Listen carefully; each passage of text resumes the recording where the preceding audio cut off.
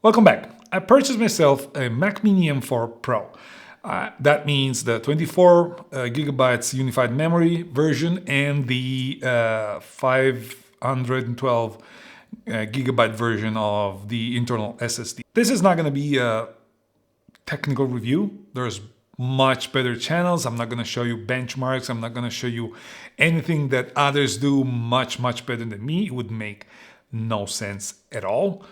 But what this is going to be my experience after using it for a couple of weeks, basically since they launched it. And before getting into that, you all know the brand new Mac Mini is just tiny. It's like incredibly small. And one of the things that makes it so small is that it doesn't have any additional feature other than 5 USB-C ports and the Ethernet port, and that's it. That's basically, I think I didn't miss anything. So if you're like me and you use different cameras, different system, different storage solutions, you will need for sure a card reader. Now, let me introduce you the card reader. This is the Freewell Card Reader Pro. And there's two versions of it. This is the Pro. The other one is the Duo. Let me tell you, the Pro is the solution for me. I'm gonna show you why. And let me also tell you that Freewell sent this one up for me to review, and I get to keep it. But my enthusiasm that is going to transpire once I talk to you about this one is fully genuine. This is the card reader to get, because this card reader basically has everything you can possibly ask for. This can read CF Express Type A, CF Express Type B, SD cards, micro SD cards or TF1 cards, and this also works as a storage for your memory cards. This is basically the Swiss Army knife of storage solution. You get everything into a very well-built package that is capable of reading basically everything you throw at it, and it's capable of reading all the cards at the same time. Now, you don't need to tell me, if you've been in my position once, you don't need me to tell you that this is key. Sometimes you just want to move files around, or you want to basically put everything in there and then you back up your videos, photos, whatever it is. With this, you don't need anything else. It's just so spectacularly built, so spectacularly thought out that you don't really need to think about anything. It also comes with a carabiner. You see over here, you can remove it if you want, but it's good if you want to attach it somewhere else. This is super sturdy. And it also comes, this is a USB-C. It also comes with a USB-A adapter. You can see it over here in case you're still rocking a USB-A hub, or you want to connect it to a USB-A port. You can still do that. And in general, the only thing you can probably complain about is that the length of the cable is a little bit short, but realistically, in such a portable package that gets you all of that, I don't think this is anything to really complain about or worry about. So for me, my experience with this is been super good. Like, the file transfer speed is spectacular. I found myself being so quick, and I also got rid of 3 or 4 different card reader, which sometimes it's annoying. You gotta have to connect 1 or 2 or 3 of them at the same time, or you gotta find which one is connected to your computer. You gotta remove that and connect the new one. You gotta store all of them. All of that is gone. Forget about all of that. With this, you got everything you need.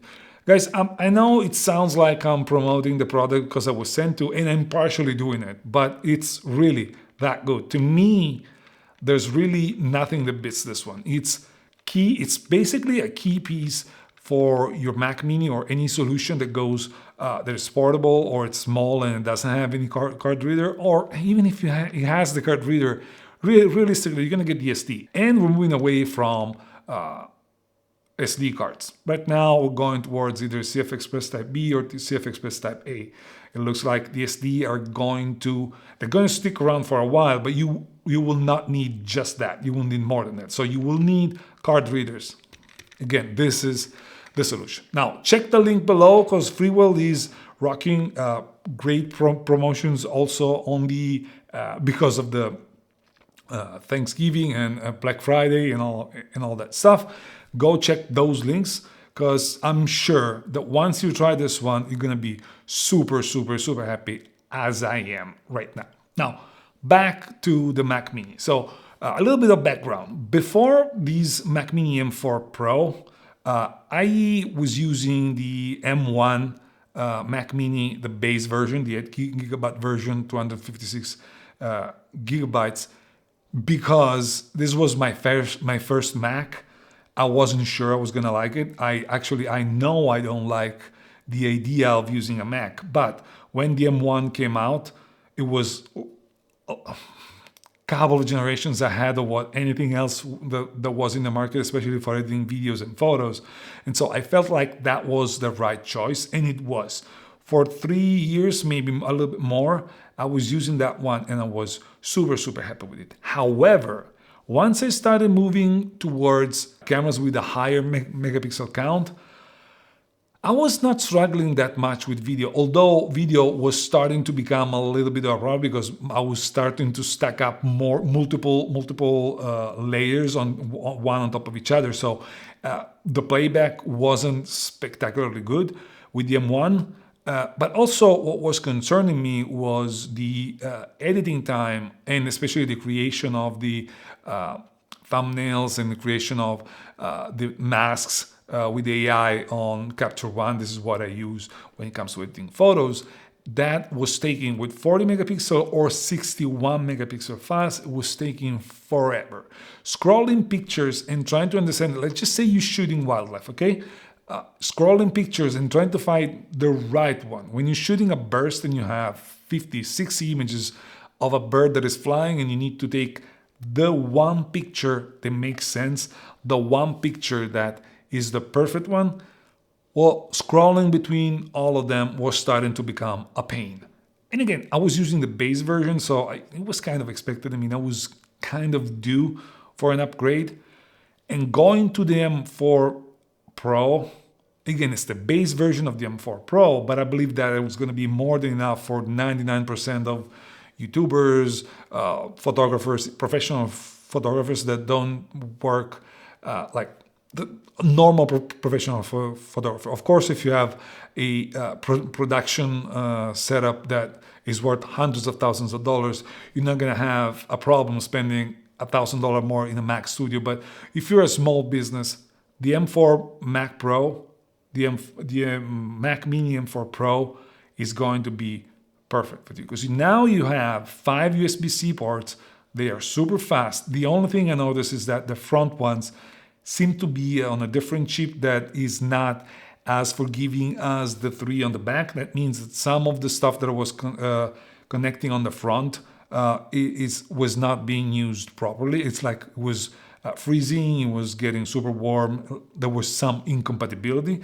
But aside from that, you got all the connectivity that you want, and you have all the power that you want in a package that is super, super, super small.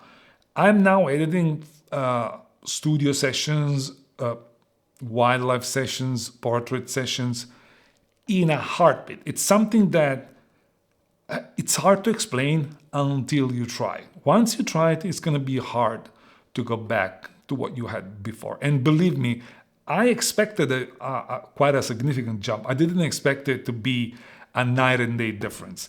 It is a spectacular difference. Even from a video standpoint, it is much better because I was editing at 20 minutes.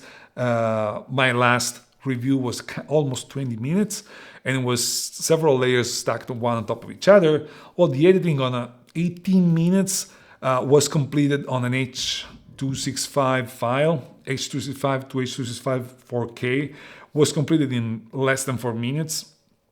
And editing photos, as I mentioned, is a breeze. It's really a breeze. Doing masks with AI, a breeze. Seeing immediate difference in the details, it's a breeze.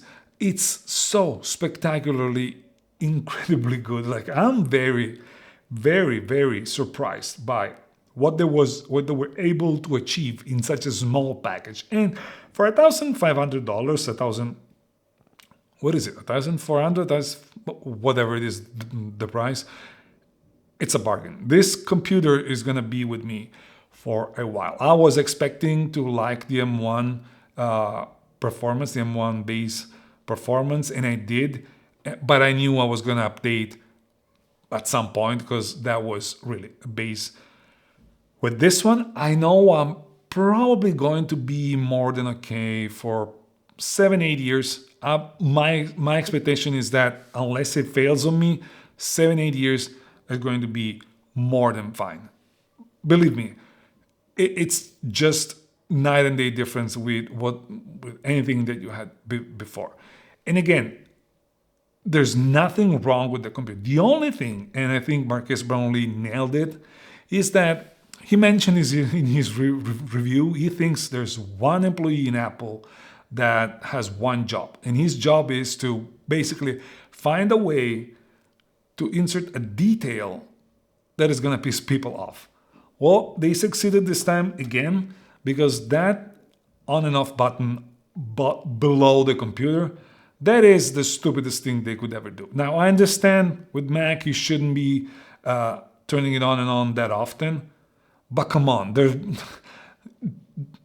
the logo, the Apple logo, make it touch and make me turn it on and on from there. Do something on the front. The front isn't really super polished. You have two USB-C on one side and you have the headphone jack on the other. So it's not polished. Just put a freaking button over there. I know you're not going to be doing, but man, on the bottom, on the rear bottom corner, that means you're going to be stretching out and you're going to be turning your computer on and off, on from there.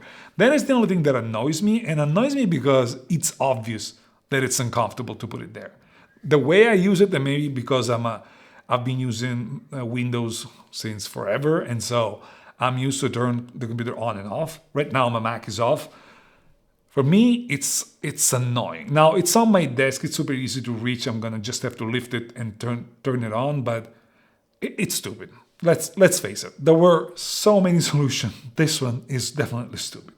But aside from that, this machine is incredible. For a production, like from a production standpoint, it's sped up my workflow in a way that I did not expect. And it's making me do more things in less time. And at the end of the day, when you're buying a computer, that's what you need. You need something that is with you.